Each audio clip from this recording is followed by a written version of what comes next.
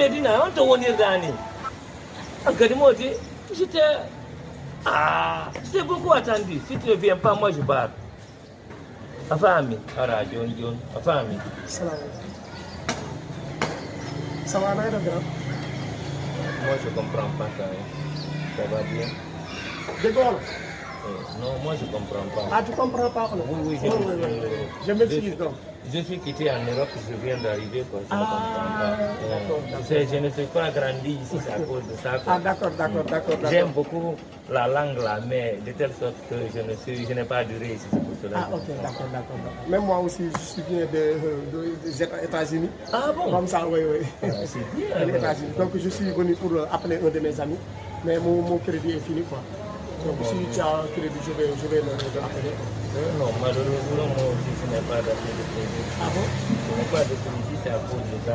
Ou bien j'allais vous aider. Ok. Je n'ai pas assez. Donc, mon portable aussi, c'est éteint, quoi. Donc, tu peux m'emprunter ton portable, je vais acheter du crédit pour toi, c'est pas grave, je vais appeler. D'accord. Merci beaucoup. D'accord, mon frère, merci. D'accord. Je t'attends. Allô, Ouri? Salam alaikum. Ça va? Grand, am nga pétrole là? Non, pétrole. Da ngay dugg ci marché bi fee ci marché bi noonu. Ci biir marché bi? Ci premier angle bi rek ngay. Ah, ok, d'accord. Merci, hein.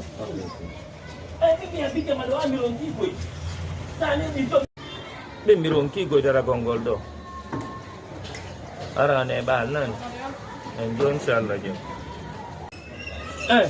patron Non. konto arɗo sodugo crédit woni Landiɗo fi pétrole on.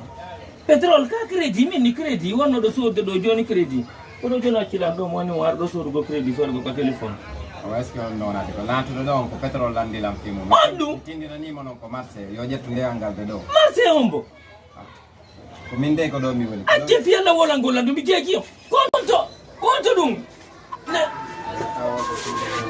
Allah